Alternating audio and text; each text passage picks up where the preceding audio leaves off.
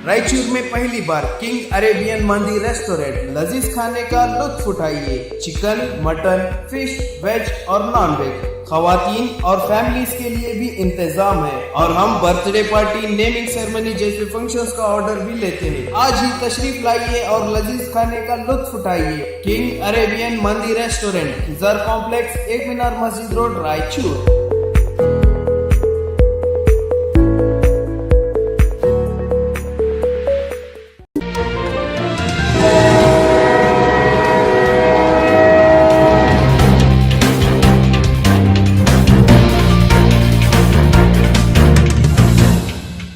Friends wild life society के अफसर हुसैनी के जानिब से 67 स्नैक्स को रिलीज किया गया। इस मौके पर Raichur rural MLA Daddal Basanagouda Turkunna, ex APMC अध्यक्ष और Anand Lodha, forest officer RFO Rajesh, police अधिकारी और कई लोग भी मौजूद थे। इस मौके पर स्नैक कैचर अफसर हुसैन और रूरल एमएलए ने कहा कि सांप और नेचर का बहुत ही करीबी रिश्ता है। सांप को हमें मारना नहीं चाहिए और सांप को अगर कहीं खतरा महसूस होता है तो तभी वो हमला करता है। कहीं भी अगर आपको सांप दिखाई दे तो सांप पकड़ने वालों को बुलाए और उन्हें सुरक्षित तरीके से कहीं दूर जंगल में छोड़ दें। फ्रेंड्स वाइल्ड लाइफ सोसाइटी के अफसर हुसैनी अक्सर सांपों को पकड़ते हैं और उन्हें मारते नहीं बल्कि सुरक्षित तरीके से जंगलों में छोड़ते हैं और बताते हैं कि सांपों से हमें डरना नहीं चाहिए बल्कि उनसे हमारा भी एक गहरा रिश्ता जुड़ता है। सुन्नी दावत इस्लामी की जानिब से आज 5वें मर्तबा गरीबों में फूड किट यानी राशन किट की तकसीम अमल में आई। इस मौके पर लोहारवाड़ी मस्जिद के इमाम व खतीब मौलाना जाफर खान ने बताया कि यहाँ पर हम ना ही किसी मजहब को देख रहे हैं और ना ही छोटे को देख रहे हैं, ना ही गरीब को देख रहे हैं। हम हर किसी को मदद कर रहे हैं बल्कि ये काम इंसानियत का काम है और इस्लाम का दूसरा नाम इंसानियत ही है। कल रात बसवेश्वर सर्कल में एक भयानक हादसे में रायचूर के एक नौजवान की मौत हो गई, जिसमें उन्हें फौरन अस्पताल ले जाया गया, लेकिन अफसोस वो अब हमारे बीच नहीं रहे। इस मौके पर फेमस मॉडल समीर मार्क ने भी अपने इंस्टाग्राम स्टोरीज पर ये कहा कि ये नौजवान जो कि शहर रायचूर से ताल्लुक रखता था, ये मेरे दिल के बहुत ही करीब था। मुझे अपनों के जाने से ज्यादा इस फैन जैसे भाई के जाने से बेहद ही अफसोस हो रहा है। उन्होंने सभी लोगों से कहा है इस नौजवान के लिए दुआ फरमाएं।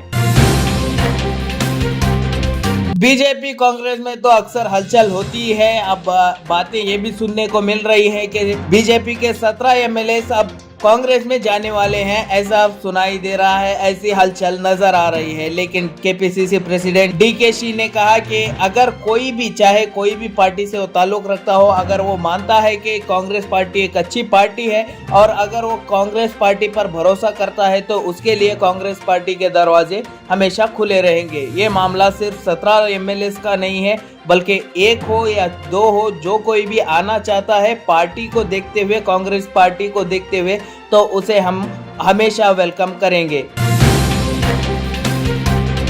कोरोना वायरस के साथ साथ डेल्टा प्लस वायरस भी अब जोरों शोरों उरूज पर है। पहला केस महाराष्ट्र में, उसके बाद मध्य प्रदेश में, फिर उसके बाद आंध्र प्रदेश में देखे गए इस डेल्टा प्लस वायरस के मामले, जहां पर कई जगह 30 मामले देखे गए, कहीं 20, कहीं 40 ऐसे मामले देखे गए। लेकिन बेंगलुरु के डॉक्टर मुरलीधर ने कहा है कि ये वायरस जो है बहुत ही ज़्यादा इफेक्टिव है और बहुत ही ज़्यादा खतरनाक है। उन्होंने कहा कि जिस तरीके से कोरोना वायरस को लेकर के हम सारे प्रिकॉशंस को फॉलो कर रहे हैं, वैसे ही आला माहिरीन की राय में आने वाले एक साल तक इसी प्रिकॉशन को कायम करना होगा। मास्क पहनना या सोशल डिस्टेंसिंग रखना और वक्त पर अपने हाथों को सैनिटाइजर के साथ धोते रहना, ये सारे प्रिकॉशंस हमें फॉलो करने चाहिए। और उन्होंने कहा कि ये वायरस जो है 60% यानी 60% ज़्यादा इफेक्टिव है कोरोना वायरस से।